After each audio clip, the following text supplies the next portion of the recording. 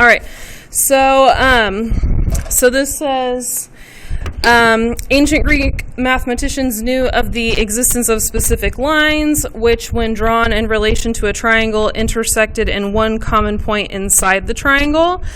When the first such line was discovered, mathematicians thought that they had discovered the center of the triangle. Upon further investigation, however, it was discovered that there were other specific lines that also intersected in one common point inside the triangle, but these common points did not coincide with the previously found center point. So what this is saying is that they thought they'd found a way to find the center of a triangle, and then they found like a different way to find the center of a triangle, and then they found a different way to find the center of a triangle, and then they found a different way to find the center of a triangle.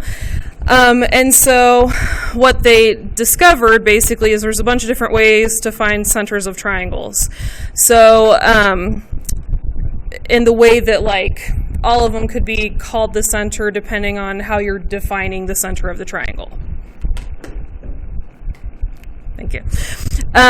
So depending on the different types of conditions you have. So the first thing we're going to define is the word concurrency. And the word concurrency is where three or more lines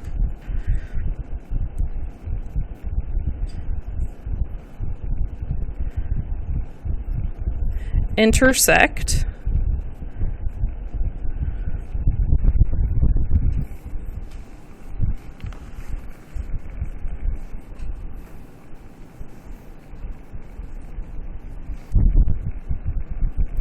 So triangle points of concurrency, the idea of that is when you're looking at where three lines intersect, you're talking about triangles. And so triangle points of concurrency, looking at triangles is where we are discovering, we're basically talking about like points that are the center of triangles. And there are four that are really common to study. And so the first one of those is called the centroid. And you're basically, these are going to be like vocabulary terms. And we're going to learn two ways of looking at them. The first way of looking at them is going to be like specific like facts, and these would be like trivia facts. Like I don't know if you guys knew this, but like adults like tend to go to bars and play trivia all the time. That's like a normal thing that like adults in this area do. Not like all the time, but some adults do. If you go to like any bar on a Thursday night or a Tuesday night or whatever, a lot of them have trivia. Some of these are facts that you might see on like a trivia game, and then the other part of it is that there are mathematical problems that you can do with these different definitions. So for each of these vocabulary terms, we're going to see some facts that are like trivia facts, and then we're going to see some like mathematical ways where you can actually solve problems with them. So a centroid is where the medians are concurrent. So where the medians are concurrent means that if we took a triangle and we drew the median for each of the different sides, those three medians would be three lines that would intersect. Does anyone remember what a median is? The middle? Kind of. So basically the median, you can kind of see it down here. The median goes from the middle of one side of the triangle and it goes through the vertex of the opposite angle. So the middle of one side through the vertex of the opposite angle. So they're drawing it from one end to the other, from one middle to the other vertex, from one middle to the other vertex. And when you do that for any triangle you can think of, you can draw any triangle you can think of ever, and they will always intersect at one point. And that one point they intersect at is always going to be called the centroid. And so one Greek mathematician historian was like, oh, this is called the centroid, and this is the center of a triangle. And other people were like, cool, that's the center of a triangle. That makes sense. So here's a picture of one type of centroid you could have. This would be an acute triangle because all of the angles of the triangle are less than 90 degrees. This would be an obtuse triangle because you have one angle right here that's bigger than 90 degrees, and so you can see that it looks different, but you can see it still has where all three of the medians come together and intersect, and you have a centroid there. So the centroid divides the median into a 2-to-1 ratio. So this is a trivia fact, but we're going to see how it can turn into a math problem. The length of the portion of the median closest to the vertex is twice as long as the length of the portion of the median closest to the side that it bisects. And the word bisects means to cut in half.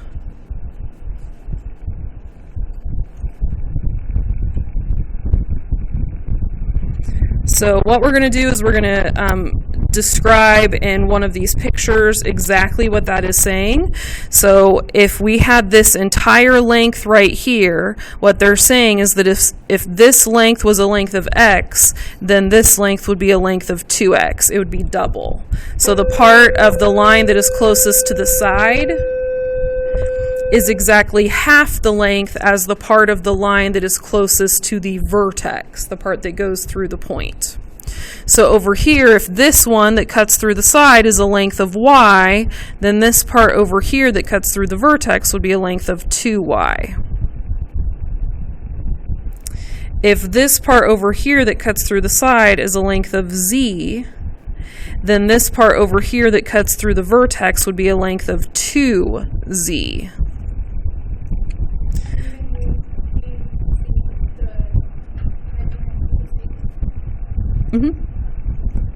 So if they said that this was a length of 5, then you know this would be a length of 10. If they said this was a length of 6, then you would know this was a length of 3. So you would be able to figure out those lengths always because they have that 2-to-1 ratio. So that would be a way that we could do some math problems from knowing that we had a centroid figured out in the problem. All right. Now, another trivia fact we have here is that Archimedes showed that the centroid of a triangle is the center of gravity.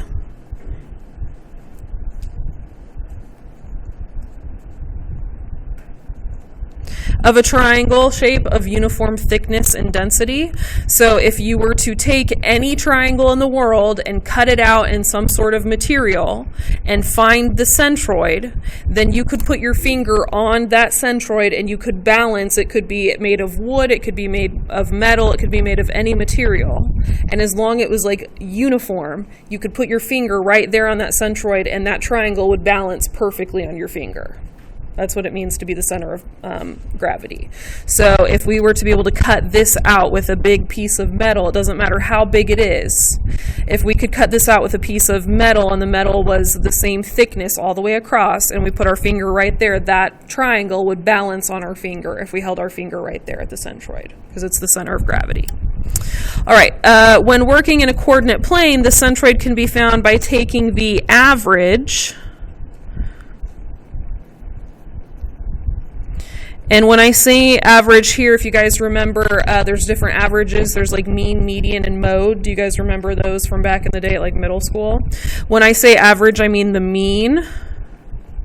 Take the average of the x coordinates and the average of the y coordinates. So when I say the mean, I mean if you want to find the centroid, you would take all the x values, all the x coordinates, add all three of them up and divide by 3, and that would be the x coordinate of your centroid. If you wanted the y coordinate of your centroid, take all the y coordinates, add them up, and divide them by 3, and that would be the y coordinate of your centroid. That's how it would work. Okay, and I think that might be it for the centroid notes. Yep, in this packet. So let's go to the other page of our notes.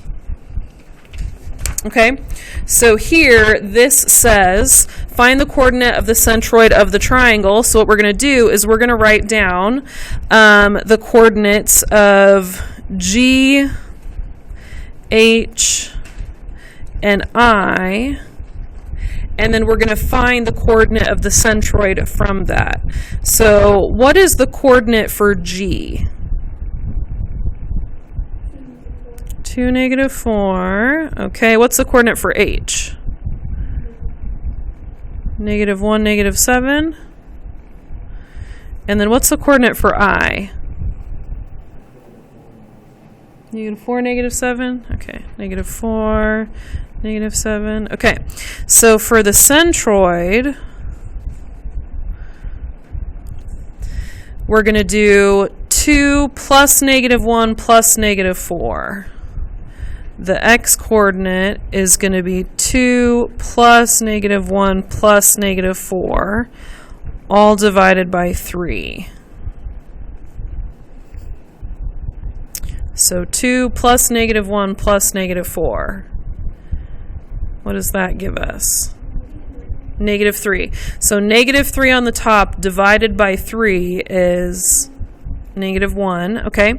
And then for the y coordinate, we're going to do -4 plus -7 plus -7 divided by 3.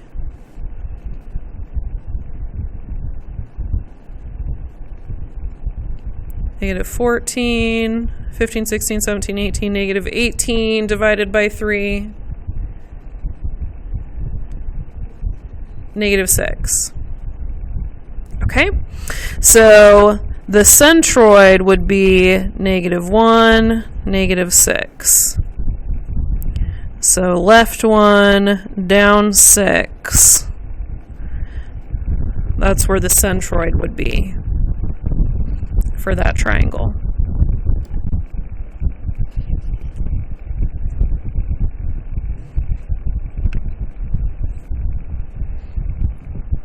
Okay, we're going to add one little thing to our notes because it's going to be helpful.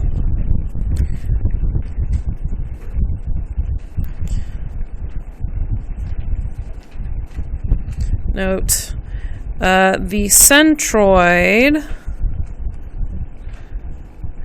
is always inside the triangle, which sounds like it's like, well, duh, because I just told you that the center of the triangle is inside the triangle. And if anybody told me, like, hey, the center of the circle is inside the circle, I'd be like, of course it is. The center of the room is inside the room. Okay, cool. Telling me the obvious. But wait until we get to some of the others because they start to get weird. So the centroid is always going to be inside the triangle, which makes sense if you learn that it's the center of gravity, because if you're going to balance a triangle on your finger, then it has to be touching your finger, right? You have to be like holding up the triangle for that to work. Okay. All right, let's look at some of the mathy ones. So they told us in this one that we have triangle ABC. They said that G is the centroid. So since G is the centroid, then that means that we know that these are all medians. And if these are medians, then I know that this got cut in half. So I know that these two lengths have to be the same because that's how a median works. It cuts the side in half. So then I know that these two lengths have to be the same because it's a median. It cut that side in half. I know that these two lengths have to be the same because this is a median. It had to have cut that side in half. So as soon as they use the word centroid, I know some things about the triangle. Now they told me that from A to D is from A to D is a length of 8. From A to G is a length of 10.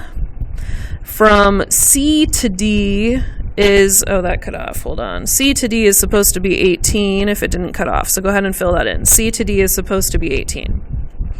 And they want us to find everything else. So what we're going to do is we're going to label in this picture as much information as we can find, okay? All right, so if this part right here is 8, what is this part right here? That's also 8, okay?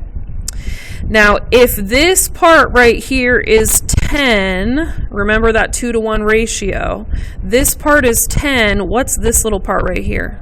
5. Okay?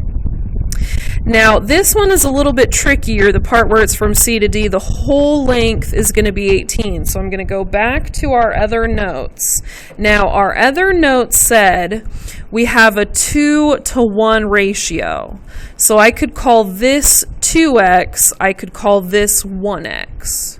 Or I could call this 2y, I could call this 1y. So what would I call the entire line? 3x, or I would call the entire line 3y. Does that make sense? Okay, so I'm going to go ahead and I'm going to say the entire line is 3x, and over here they said the entire line is 3x, but the entire line is what number? 18. So I'm going to say 3x for the entire line is 18, and then I'm going to solve for x. X equals 6, and then I know 2 of those x's go right here for the long part, and 1 of those x's goes down here for the short part. So 2 x's is 12, and then 1x is 6. Okay, so let's start to fill out what we know. From B to D is 8. From A all the way to B is what? 16, okay. From E to G is 5. From A all the way to G, from A to G. Oh, that was given in the problem. Nope, silly me. Okay, from A to E is what? 15, okay. Got my letters mixed up. Okay, from C to G is 12. And then from D to G is 6. Okay, so now you guys can see how these problems might look on a math worksheet. But they also might just ask you trivia facts. They might say, like, which center of a triangle is the center of gravity? And you'd say, oh, it's the centroid. Or they might say, which center of a triangle deals with medians? And you would say, oh, that's the centroid. Does that make sense? Or they might say, which center of a triangle has lines that divide the sides of the triangle in half? And you would say, oh, that's the centroid as well, because we have these medians which divide the sides in half. Does that make sense, how they could ask you some trivia facts about it? Okay. All right, so that's some problems on the centroid. Now, we can go on and do a little bit more as far as notes go, or I could give you a worksheet where you practice some centroid problems. What do you guys want to do? Practice centroid? Okay. Let me go ahead and give you the worksheet. All right, the next triangle point of concurrency we're going to look at is orthocenter. The orthocenter is where the altitudes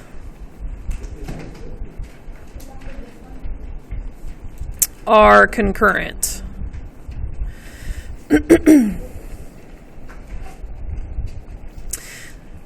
The orthocenter is where the altitudes are concurrent. So you might have heard the word altitude of a triangle when back when you were finding areas of triangles, because altitude is another word for like the height of a triangle. So we're going to draw a little picture up here just so you can remember what an altitude is. It goes like this. So an altitude is from the vertex down to the side, and it's a straight line, which means it makes a 90-degree angle with the side because it goes from the side straight up to the vertex. It is like the height. So if this is what the triangle looks like, that's what the altitude would look like. If you had a right triangle, then this side would be the altitude because this side is the height. If you had a triangle that looked like this, this would be the altitude. It's not even inside the triangle anymore. But does the altitude always be two triangles on each side? Like, No, like this altitude didn't. So I'll show you, I'll draw them in blue. So here's the altitude of the first triangle, here's the altitude of the second triangle, here's the altitude of the third triangle. So the altitude is just the height of the triangle, and it's always from the vertex down to the base that you're looking at. So it's straight down. So it could be inside the triangle, it could be outside the triangle, but it's always the vertex down. So what they're saying here is that the orthocenter is if you drew the altitude for all three sides. So if you look at this, here is one altitude, so it's from vertex C going straight down to the side. And then if you turn the triangle, then you have the altitude from vertex A going straight down to the next side. Then you have the altitude going from vertex B straight down to the next side. And if you were to draw all three altitudes of a triangle, they would come together and they would intersect at one single point. And that one single point they would intersect at, we call the orthocenter. Right?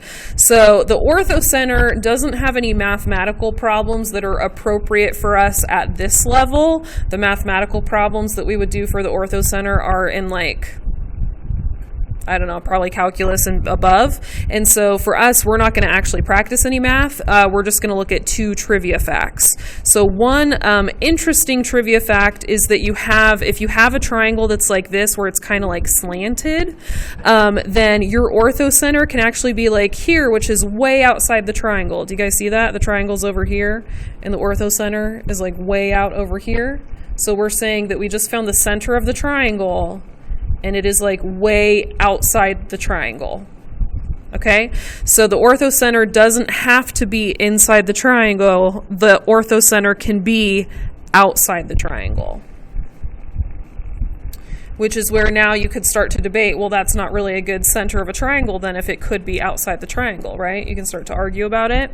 So, but I just want you guys to see how these could be three different altitudes intersecting. So if we look at this right here, if we had this as the base, then here's the altitude, right? So here's the altitude that they drew, and they just had to continue it. They had to make the altitude a little bit longer so that they could see where those three lines would intersect, okay? Here's the next altitude, so I'm gonna move my paper around. This altitude, it needs to go through this vertex right here, and it needs to go through this side. So they drew this altitude right here for the height, and then they just had to make that line extra long. And then the other one they did was using this side right here as a base, and if this is your base, then you have to draw your height over here. So they drew this vertex down to the ground, but then they had to make that line extra long just to make sure all three lines would intersect. And when you make the triangle this way, they end up just intersecting way far outside the triangle. So it's possible, if this is your definition of how to find a center of a triangle, that they would intersect like not anywhere near the center of the triangle. So that's one trivia fact about the orthocenter. The other trivia fact is that if you have a right triangle, the orthocenter is on the angle of the 90-degree part of the right triangle.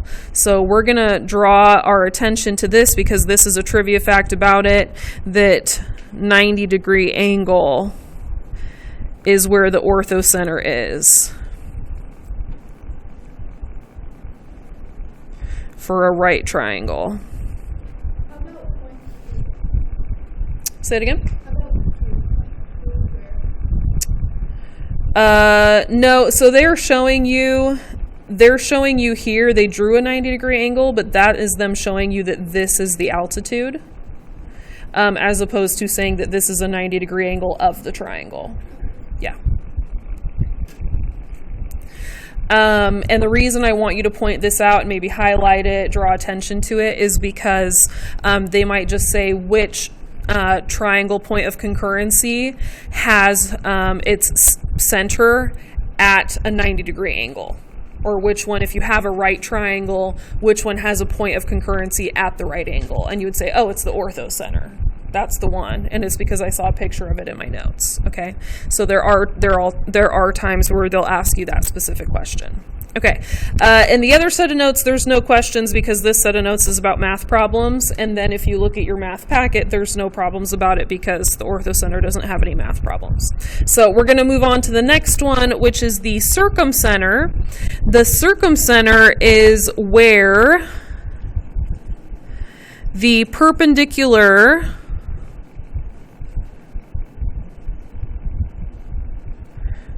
where the perpendicular bisectors are congruent.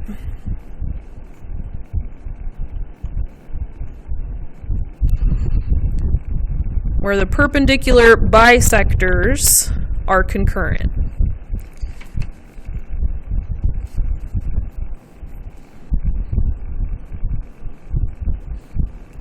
So what does it mean to be perpendicular? 90-degree angle. And then what does it mean to bisect? Cut in half. So this is saying if you were to draw a line and it went through the side of a triangle at a 90-degree angle and it cut that side in half.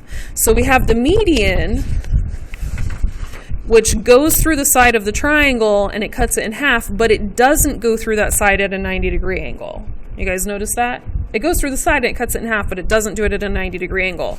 Then we have these ones, they go through the sides at a 90-degree angle, but they don't cut them in half. See the difference? Now we're talking about one where not only does it go through the side and cut them in half, it also does it at a 90-degree angle. Okay? And then the difference with this one is it doesn't necessarily cut through the vertex. It doesn't cut through the middle of the angle like the previous two centers did. Okay, so we're going to see with these ones, it's cutting through the side, and both of these are the same length because we're cutting it in half and we've got the 90-degree angle. Here, this is a perpendicular bisector. It cuts the side in half, so both of these are the same length and it made a 90-degree angle.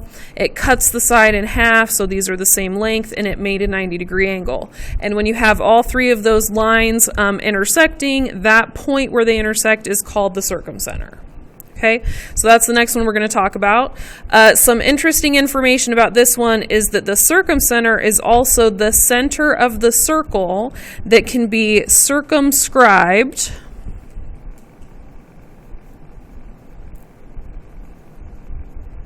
about the triangle. So circumscribed means that you can draw a triangle, draw a circle around the triangle, touching each point of the triangle, touching each of the vertices of the triangle. So it doesn't matter if you draw an acute triangle, an obtuse triangle, or a right triangle. If you use the circumcenter as the center of the triangle and as the center of the circle, then you can draw a perfect circle that touches all three of the vertices, and it will include that triangle every time. Does that make sense? Okay, so now the vertices, because we're starting at the center, we're using the circumcenter as the center of our triangle, and we're using the circumcenter as the center of our circle. That means that from this center of the circle to the vertex is the radius of that circle, right?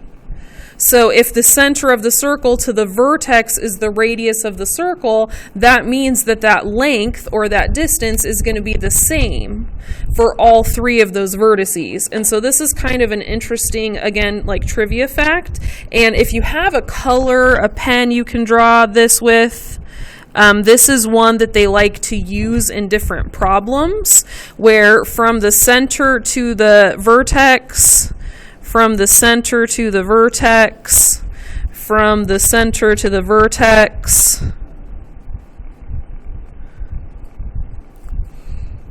I'm going to label right here, and you can see that I wasn't drawing on top of a line that was already there. I was drawing my own line. This is a radius of the circle. This is a radius of the circle. This is a radius of the circle, which means they're all going to be the same length.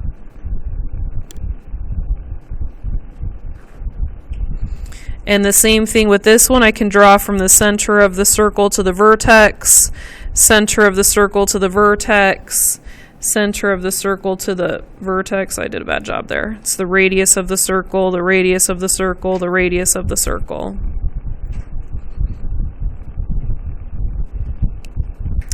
So this trivia fact says the vertices are equidistant. What do you guys think that means? Equal distance, yeah. They're equidistant from the circumcenter, and that's because they're the radius of the circle.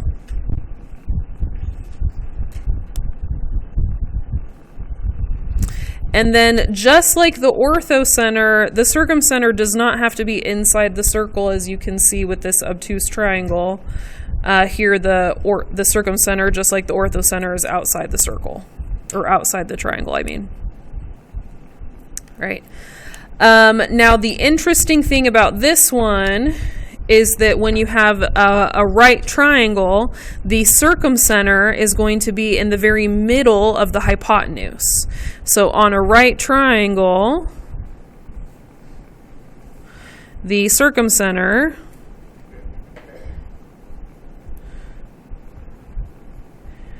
is on the middle of the hypotenuse. That's a really good trivia fact. The circumcenter is on the middle of the hypotenuse of a right triangle.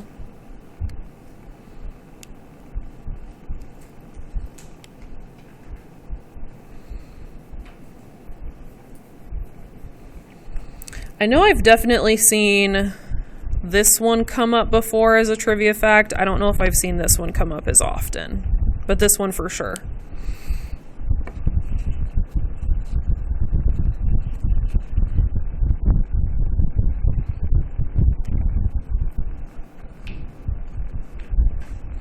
Okay, so let's grab our Mathy papers. Okay. So they told us that perpendicular bisectors of triangle ABC meet at point G, and this is the circumcenter of the triangle. So as soon as I see it's the circumcenter, I'm going to start drawing my 90-degree angles. Little 90-degree angles right down here. I know that these are perpendicular bisectors, so I go ahead and I just write that, oh, that cuts these in half, so I know that they're the same on both sides. And then the other thing that I like to do whenever I see this, and it's always hard to do because I don't just like keep a protractor in my back pocket, but the other thing I like to do is I like to say, okay, this is the middle of my circle, so let me go ahead and draw the circle that connects all of these vertices. So I'm going to have, here's my circle, and I draw it because I want to be able to picture this is a radius, and this is a radius, and this is a radius. So that's why I always draw it, because I always want to be able to see where each radius of the circle is, because then I can go back and label that each radius is the same measurement. So what is each of those radiuses, radii? What are each of those going to be measurement-wise? Not 24. You're close, though, because the 24 is down here. One of them is labeled, though. Which one's labeled? 25, yeah. A radius is labeled over here. It's labeled as 25. So that means that this one is labeled as is going to be 25 as well, and then so is this one. So we actually know what all those measurements are because a circumcenter gives us a triangle that is circumscribed inside a circle. And then we know what the radius is of that circle.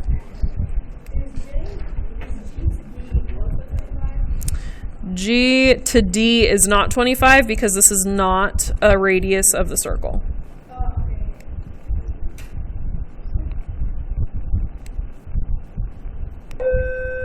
Okay. Now let's see what they want us to fill in here. So it says from A to G, A to G is 25. B to D, 20. C to F, 24. A to B, 40. C to E,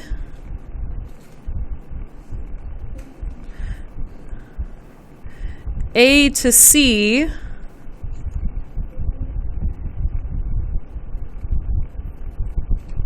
48.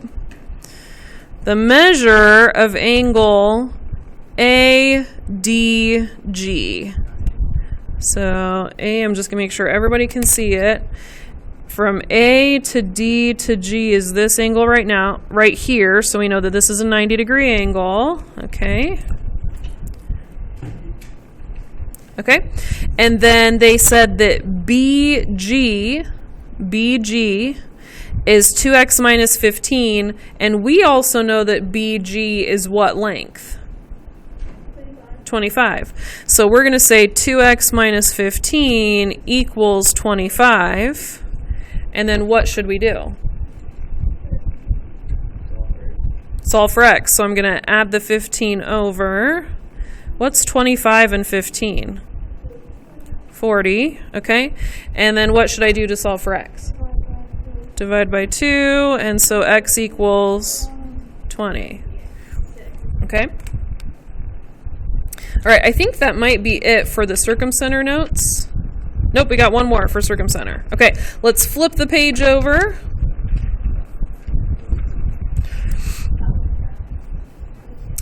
All right, so they say perpendicular bisectors. As soon as we see perpendicular bisectors, we know we've got the circumcenter.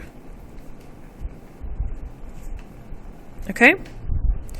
So I know that this is the same as this. I know that this is the same as this.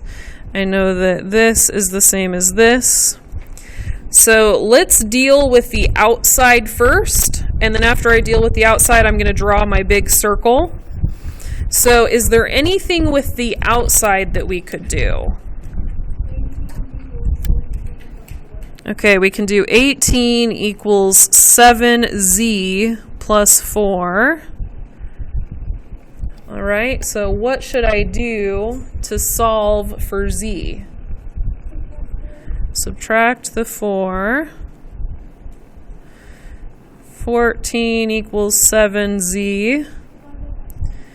Divide by 7. And z is 2. Okay, we solved that one. I don't see anything else around the outside edge, so now I'm going to go in and draw my circle, and I'm going to check out the radius of the circle. So here's my circle. Ooh, that's pretty good. And then I've got a radius right here, and a radius right here, and a radius right there. Okay, so these ones have variables and they are different variables, so I'm not going to set them equal to each other. But over here, what did I find out? The radius is 24. So I can take this one and say that this one must also equal 24. And I can take this one and say this one also must equal 24. Because all three radiuses should be the same length. That's how circles work. So to solve for the other two, I'm going to say 5y minus 6 equals 24. The two radiuses have to be the same length. I'm going to say 8x plus 16 equals 24, because the two radiuses have to be the same length. Okay, go ahead and take a moment. Let's solve for x and y and see what we get.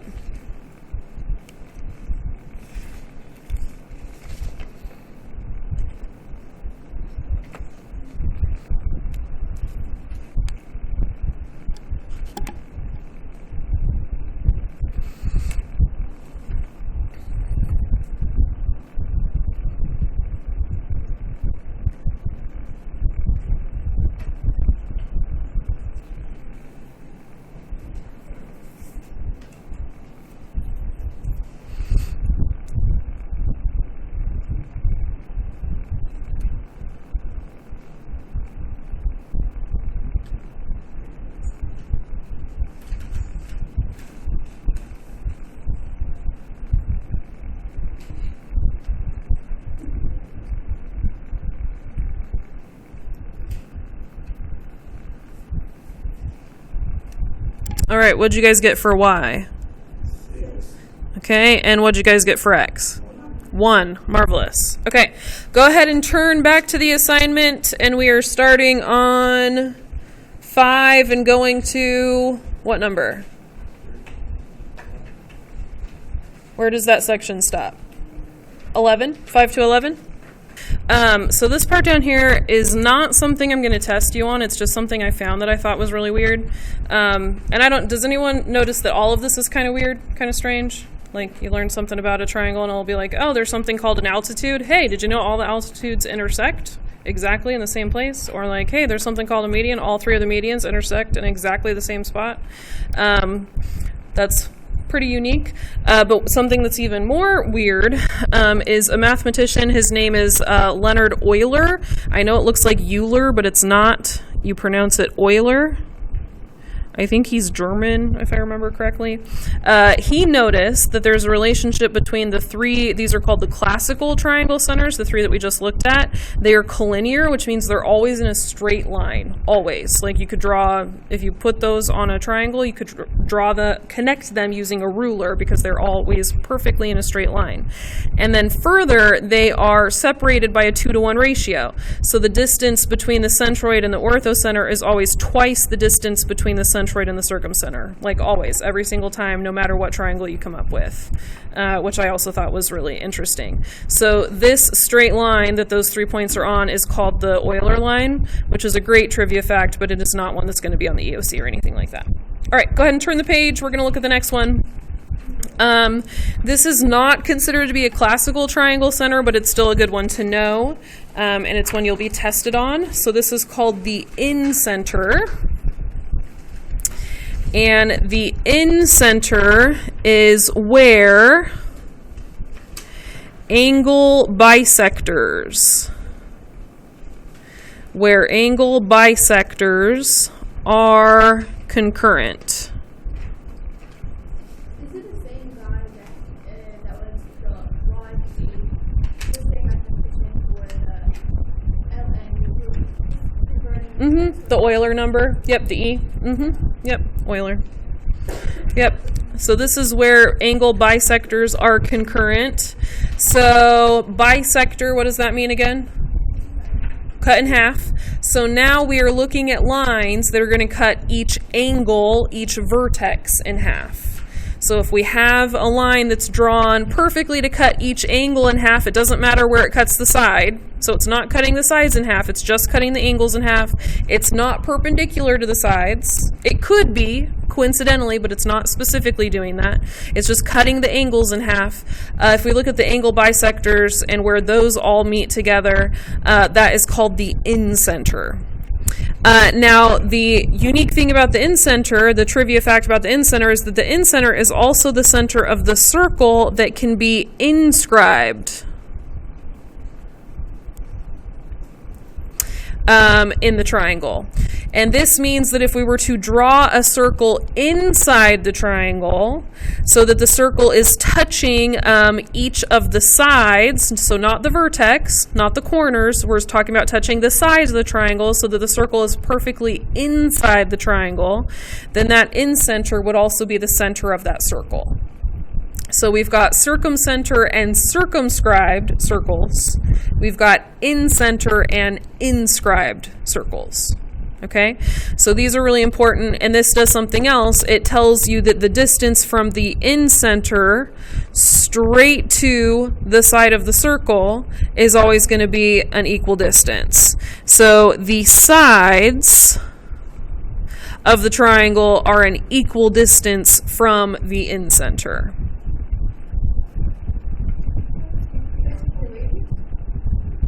Say that again? Yep. Now, when they measure these, the way that they show you in geometry that they are measuring a distance of something is they do draw 90-degree angles with these because they're showing you it's the shortest distance. So from here straight to the side, now this line right here is the angle bisector, but to show you that I'm doing like the shortest length, they're going to do this right here. That's the distance from the side to the in-center. Does that make sense? And then this is the angle bisector, but oh, that might be a 90-degree angle right there. This one over here is definitely not, though. So this one over here, we'll say. This one might be a little bit off. And then all three of these are a radius, a radius, a radius. And so all three of those would be the same. So the angle bisector is one line, and then there might be another little line where we go like, oh, that's the radius of that circle. And those are all going to be the same measurement.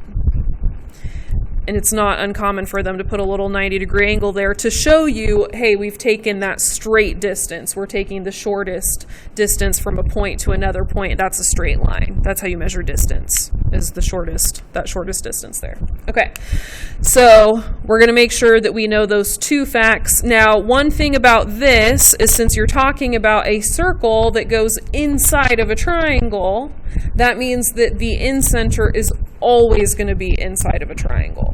Okay, so we're going to add this here. The in-center is always inside the triangle.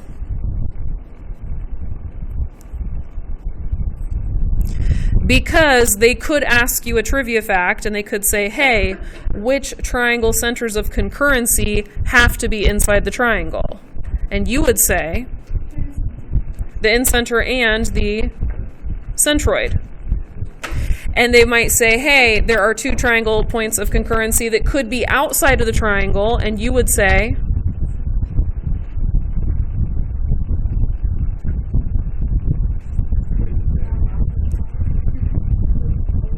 orthocenter and circumcenter can be outside the triangle.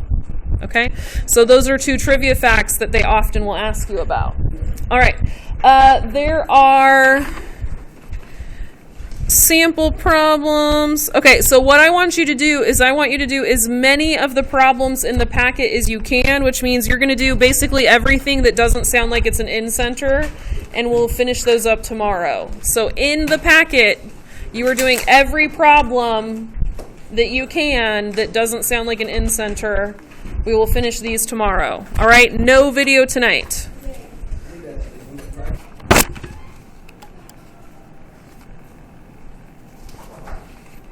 Okay. This is